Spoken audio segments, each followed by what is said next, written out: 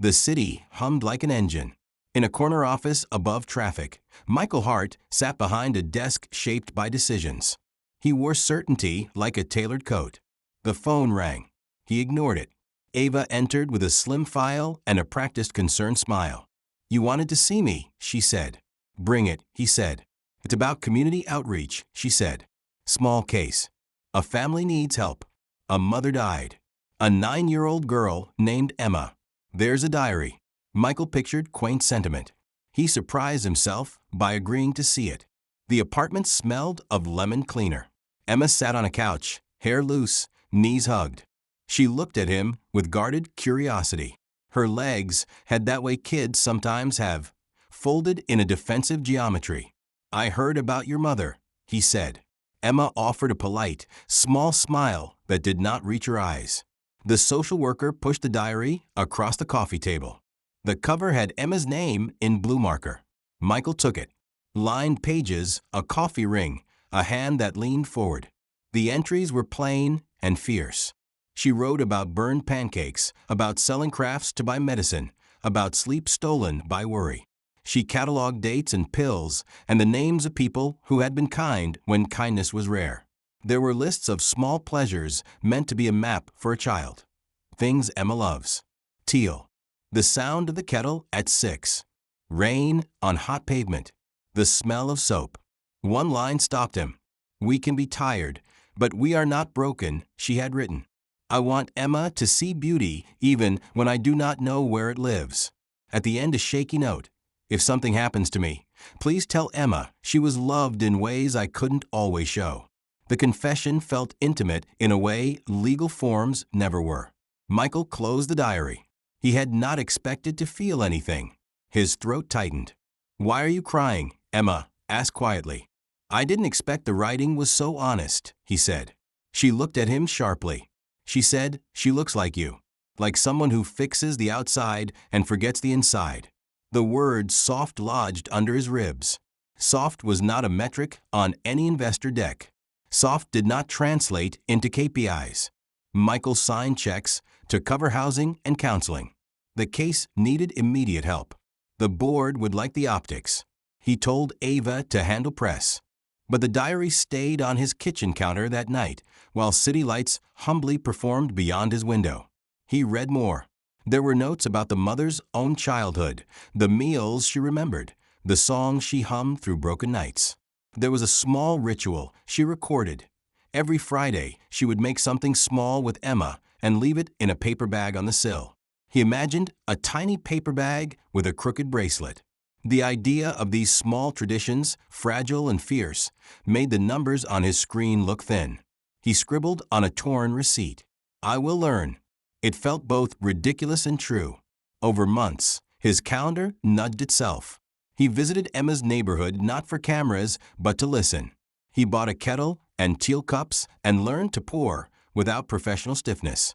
He brought soup and a backpack stuffed with school supplies, and a note in which he did not pretend to be more than he was. He learned to be awkward in the right ways. Being awkward without an audience was unfamiliar. At work, he proposed a pilot program to pay local tradespeople to teach skills. He argued for slower returns and steadier outcomes.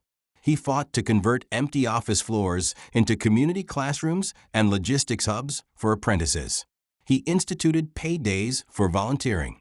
He insisted the measures include testimonies and case studies alongside financial forecasts. Board meetings shifted. He began with stories rather than slides. One investment committee saw a man who was losing faith.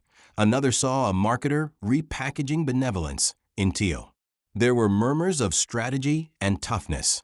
He answered with detailed plans and a stubbornness borrowed from grief. He never read the diary aloud. Instead, he quoted lines from memory until they lodged in other people's mouths. At home, he missed conference calls and learned to accept the snub texts. He offered honest apologies when mistakes cost a client a day of service. He surrendered polished phrases for honest ones. He learned the strange humility of admitting he didn't always know. Emma watched with a patience born of distrust. She tested him with sharp jokes and blunt questions about his motives. He answered small and true. Once she read the diary aloud to him. My Michael said his name is Michael. He came with teal cups. He smiled like he understood. He is trying to be soft. Trying to be soft required exposure. One afternoon, he visited a housing block where residents had been promised renovation funds that never arrived.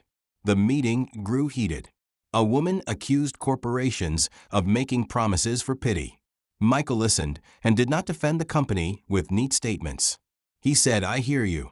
Show me how we broke the promise, and we'll fix what we can. He left with a list, not a speech. The list produced action.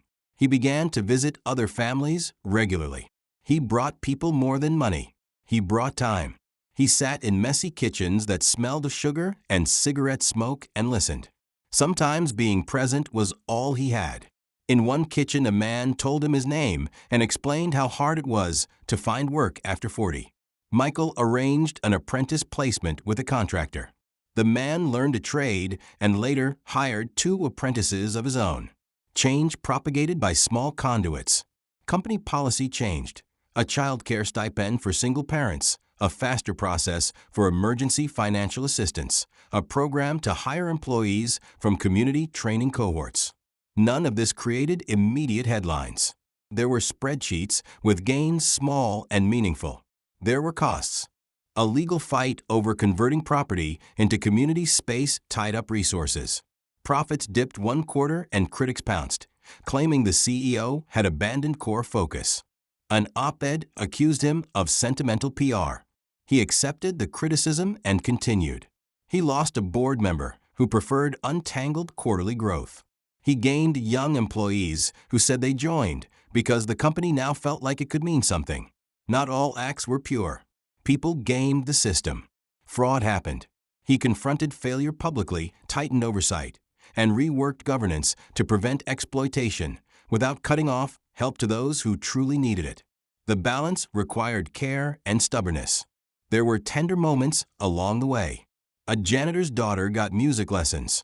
An employee who had been on unpaid leave for childcare returned with stability. A community class learned plumbing and wiring and then fixed a church boiler. Michael sat in the back of one class and watched people keep each other afloat with tools and laughter. The teacher, once unemployed, hugged him afterward and said, "You changed things. Not everything, but some things." Emma matured. She kept the diary in a shoebox wrapped in tissue. Her handwriting changed. It adopted confidence. One winter, she drew a picture of a kettle with teal hearts and wrote, "You learn to pour."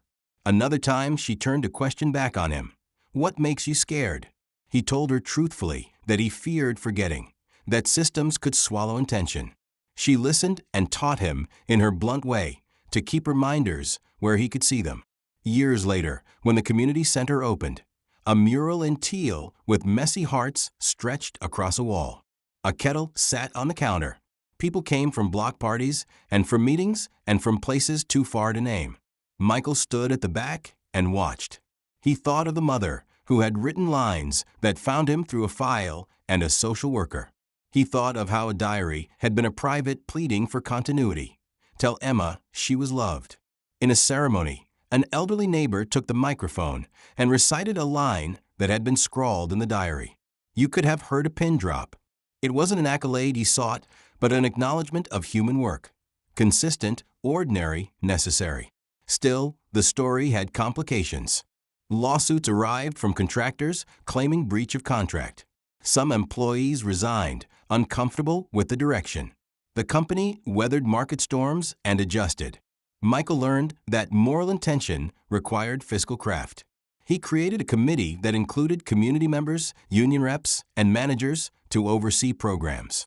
The committee argued and negotiated and slowly found frameworks that balanced resources and dignity. Emma sent him a folded page one afternoon. Her handwriting was no longer the edge of exhaustion. She wrote, "Thank you for staying, for not being perfect, for helping me learn to ask for what I need."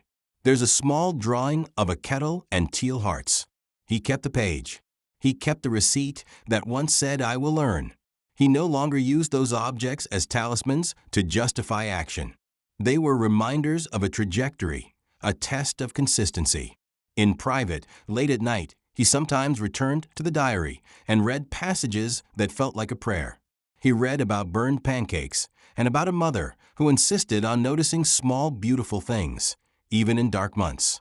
He read lines that continued to teach him that human work is often small and repetitive, a series of steady choices rather than a single transformative action. The final image was not tidy. The company continued to fight for market share. He continued to have enemies and admirers.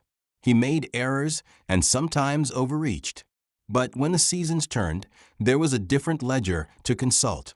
Beyond profit and loss, the company counted lives touched by stable apprenticeships and emergency grants that actually arrived. The tally was messy but real. Michael thought often of the woman who had written those lines without intending to reshape a corporation. He sometimes imagined her making a small paper bag for Emma and tucking in a bracelet of mismatched beads. In his mind, the bead bracelet looped across years, each not a choice to show up. The diary had not performed magic. It had demanded a response. He had responded imperfectly, with policy and presence. He had learned that soft is not weakness, but a kind of steady attention.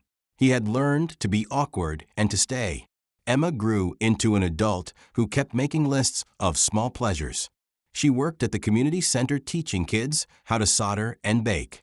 Michael watched her with a quiet pride that had nothing to do with headlines. One late evening, he opened his desk drawer and found the little receipt.